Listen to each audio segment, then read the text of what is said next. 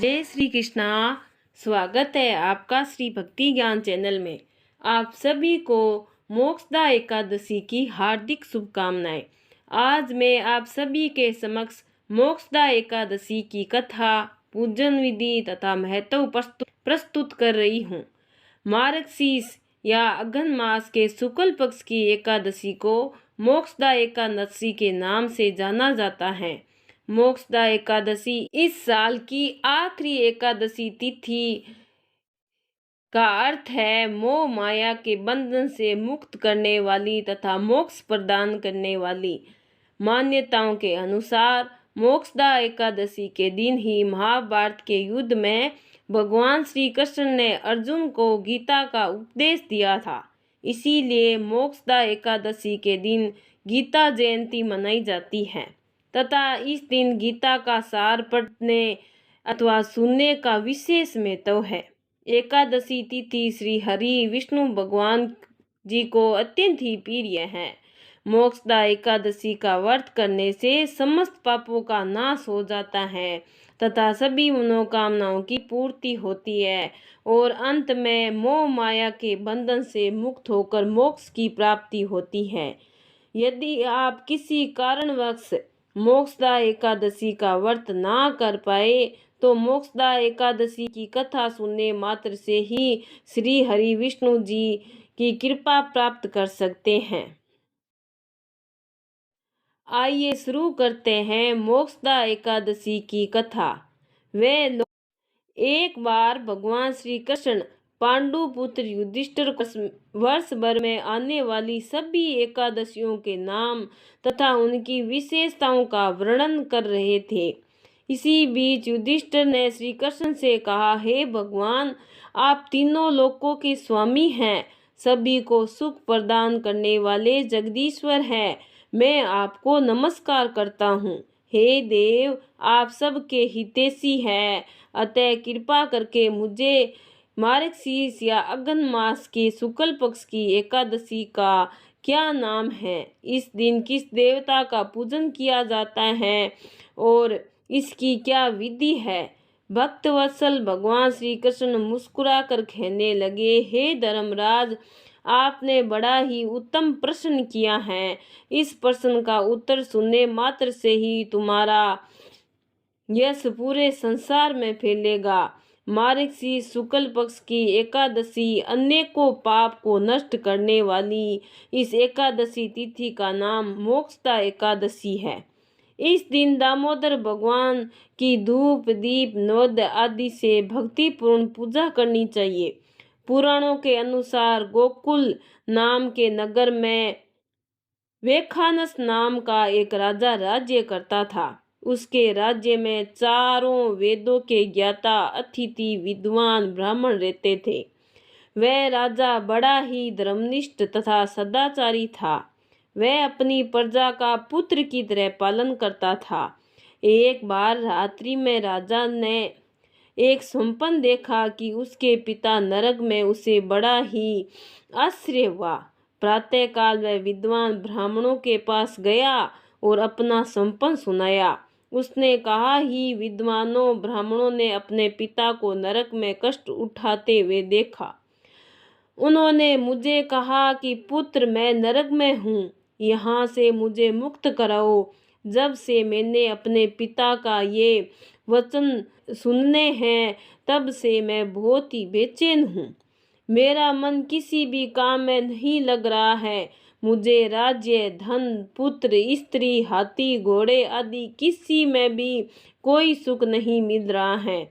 आप ही बताइए, मैं क्या करूं? ब्राह्मण देवताओं, इस दुख के कारण मेरा सारा शरीर जल रहा है। आप कृपा करके कोई ऐसा उपाय बताइए जिससे मेरे पिता को मुक्ति मिल जाए। उस पुत्र का जीवन व्यर्थ है जो अपने माता पिता का उद्धार ना कर सके। एक उत्तम पुत्र वही है जो अपने माता पिता तथा पूर्वजों का उद्धार कर सकता है। जैसे एक चंद्रमा सारे जगत को प्रकाशित करता है परंतु हजारों तारे नहीं कर पाते। तब ब्राह्मणों ने कहा कि हे राजन, यहाँ पास ही भूत भविष्य तथा वर्तमान के ज्ञाता पर्वत ऋषि का आश्रम है। वे आपकी समस्या का हल अवश्य करेंगे। ऐसा सुनकर राजा वेखानस पर्वत मुनि के पास आश्रम पर गए। उसे आश्रम में अनेक शांतचित्त योगी और मुनि तपस्या कर रहे थे। उसी जगह पर्वत मुनि भी बैठे थे। राजा ने पर्वत मुनि को दंडवत प्रणाम किया और पर्वत मुनि ने राजा से कुशल मंगल पूछे। राजा ने कहा कि महाराज, आपकी कृपा से मेरे राज्य में सब कुशल मंगल हैं, लेकिन अचानक ही मेरे मन में बेचैनी हो रही है। राजा की बात सुनकर पर्वत मुनि ने आंखें बंद कर ली और भूतकाल में विचारने लगे। फिर बोले कि राजन, मैंने योग बल से तुम्हारे पिता के कुकर्मों को जान लिया है। उन्होंने पूर्व जन्म में अपनी एक पत्नी को अपना सुख नहीं दिया परंतु दूसरी पत्नी को पत्नी का सुख दिया। इसी पाप कर्म के कारण तुम्हारे पिता को नरक में जाना पड़ा।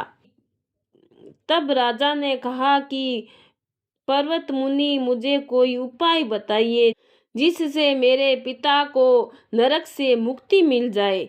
तब पर्वत मुनि बोले, हे राजन, आप मार्गशीर्ष या अगन मास के शुक्ल पक्ष की एकादशी का उपवास करें और उस व्रत का पुण्य अपने पिता को अर्पण कर दे, जिसके प्रभाव से आपके पिता को अवश्य ही नरक से मुक्ति मिल जाएगी। पर्वत मुनि के ये वचन सुनकर राजा महल में आ गए और मुनि के कहे अनुसार परिवार सहित मोक्षदा एकादशी का व्रत किया। इस व्रत का पुण्य उन्होंने अपने पिता को अर्पण कर दिया, जिसके प्रभाव से राजा के पिता को मुक्ति मिल गई और स्वर्ग में जाते हुए उन्होंने राजा से कहा, हे पुत्र, तेरा कल्याण हो। इतना कहकर आशीर्वाद देते हुए राजा आपके पिता स्वर्ग में चले गए। इसी प्रकार मोक्षदा एकादशी का व्रत करके राजा वेखानस ने अपने पिता को सभी पाप कर्मों से मुक्त करवा दिया। ये व्रत मोक्षदा प्रदान करने वाला तथा चिंतामणि के समान सभी कामनाओं को पूर्ण करने वाला है। इस प्रकार मोक्षदा एकादशी की व्रत कथा पूर्ण हुई। अब हम जानते हैं मोक्षदा एकादशी की पूजा विधि। ये व्रत 10वीं तिथि से ही प्रारंभ हो जाता है। 10वीं तिथि को रात में भोजन ना करे। एकादशी के दिन प्रातःकाल उठकर स्नान आदि से निवृत्त होकर व्रत का संकल्प ले कि मोक्षदा एकादशी के व्रत का संकल्प लेने के बाद भगवान श्री कृष्ण दामोदर जी की पूजा करे। उन्हें धूप दीप नैवेद्य आदि अर्पित कर पूरा दिन भगवान श्री कृष्ण का ध्यान करते हुए बिताए। इस दिन किसी की निंदा चुगली आदि से बचे। एकादशी की रात को जागरण के बाद द्वादशी तिथि को श्री कृष्ण भगवान को भोग लगा किसी जरूरतमंद को यथाशक्ति भोजन कराकर तथा दान आदि करने के बाद स्वयं भोजन करे। इसी प्रकार पूरे विधि विधान से मोक्षदा एकादशी व्रत को पूर्ण करे। बोलिए बांके बिहारी लाल की जय। अगर आपको मेरी ये कहानी अच्छी लगी है तो लाइक सब्सक्राइब जरूर करें। बहुत बहुत धन्यवाद।